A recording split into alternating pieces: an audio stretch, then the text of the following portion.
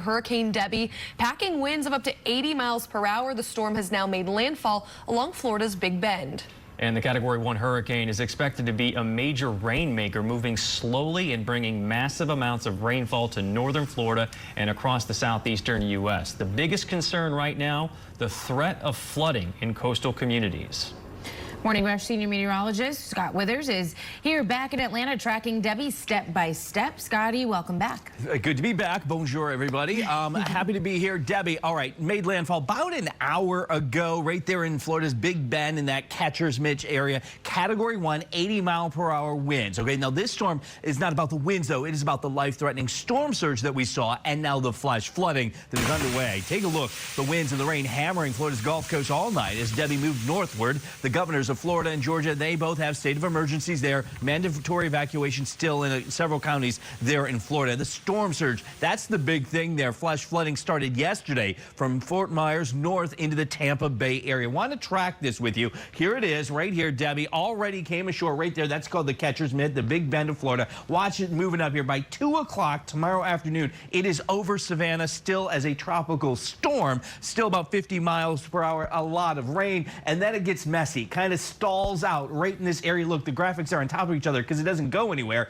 By Friday, over Myrtle Beach, still as a tropical storm. Then it's going to move up the East Coast here, and it's going to bring a lot of rain with it over the next few days. Look at all that. You can see the yellow bands. That's the heaviest rain as it moves inland there, crossing northern Florida, and that's going to continue our storm surge. That red where it came ashore, that's where we had up to the 9 to 12 feet. The yellow, that's where we're concerned about now on both coasts. This is almost dropping off here, but now we're going to start worrying about the East Coast because as it moves out and starts circulating, it's going backwards like a backwards moving clock. It's going to grab the water and push it against the shore, and that's where we're going to see 6 feet of storm surge on top of the rain. Now we've got power outages, about 250,000 customers throughout that part of Florida in the Big Bend without power. Governor DeSantis down there saying he's got thousands of crews ready to go, so when it's safe, that's going to be a few hours, they'll be able to go out there and start making repairs. This is the concern, though, the flooding, the rain stretching from North Florida all the way up to Wilmington, now parts almost to the Outer Banks of Florida. That's where we're going to have significant flash flooding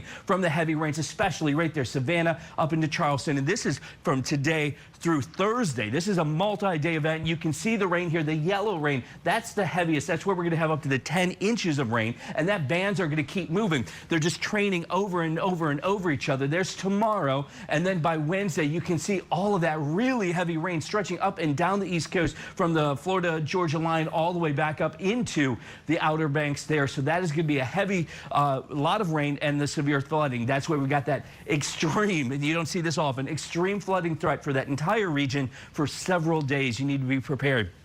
Debby will be out of here by the end of the week, but look, we got another system. It's back here now, but they think in 7 days it'll be in this area. It has already started moving and inching further north. So yesterday it was down here, so it's going to keep moving. We're going to have to keep an eye on this, you guys, because that could be a problem. Out there in Savannah, I want to show you what they're doing to get ready. They're going to get drenched. That's why they've got the significant rains out there, 1.5 feet, maybe 2 feet of rain over the next day or two. That's why residents already filling sandbags, preparing for potentially historic flooding. And you guys, the tropics, we had a break.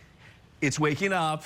And here we go. We're going to move into what's likely going to be a very above normal season for the tropics, the Atlantic hurricane season. You guys, one after another, the train is getting ready to leave the tropics. All right. Scripps News senior meteorologist Scott Withers. Thank you. Forrest Saunders from Scripps News Tampa is on the ground for us. He's live in Perry, Florida, about an hour south of Tallahassee. Good morning, Forrest. How are things looking by you? Are you still soaked? Yes, you are. Yeah, well, where do I sign up for the macaroons that you guys got from Paris? I don't know if I got that memo, but I would sure love to try maybe a cookie right about now. No, listen, I'm soaked to the bone. I mean, right? There's no sense in me even wearing a coat at this point, but this is just the reality of hurricane season in Florida. It seems a perennial that I stand out here and get soaked so that you guys can get an idea of what we're dealing with. Fortunately, things are calming down maybe a little bit, but as you were mentioning, it's just band after band of storms that we're going to be seeing for hours and hours. And so that's a real concern here, given how much water was already on the ground, right? We had saturated ground up here in North Florida. We had more rain than normal at this time of year. So it was a real concern heading into Debby. So we knew that water was going to be the main issue here, right? We haven't seen a whole lot of tree damage or anything like that in the Perry area. We did lose power about an hour ago. We expected that was going to happen. And as you mentioned, you know, you've got about 250,000 people in Florida who are out of power. You've got between 12 to 17,000 utility crews that are staged up and down the peninsula, ready to move as soon as they're able to. Even more are ready to go out of state. The state also did something different this year that they've never done before, which is they're using these inflatable dams to protect power stations, water treatment facilities. The hope was that if the water does rise, and it sounds like it is, that those areas would be protected, that critical infrastructure would be protected, and that would help alleviate some of the damage and potentially get things back up and running sooner rather than later. It's also August here in Florida, and right now it's a little chilly with the rain, but as soon as it moves out, we start to get that heat again. You're going to want that power on because you could have life-threatening heat conditions and no AC for some of these communities. That's why power is so vital at this time of year. I can tell you right now, we are getting a little bit of a reprieve from the wind, but again, the rain is going to be constant. You can see that it's already starting to flood in the little grassy area behind me. Flash flooding is a serious concern. One of the big reasons why you're not seeing a lot of cars on the road behind me is a lot of people are heeding the warnings that we've heard from state officials over the last 48 hours. But I can tell you, you know, typically with a Cat 1, Cat 2 down here in Florida, a lot of Floridians just shrug that off.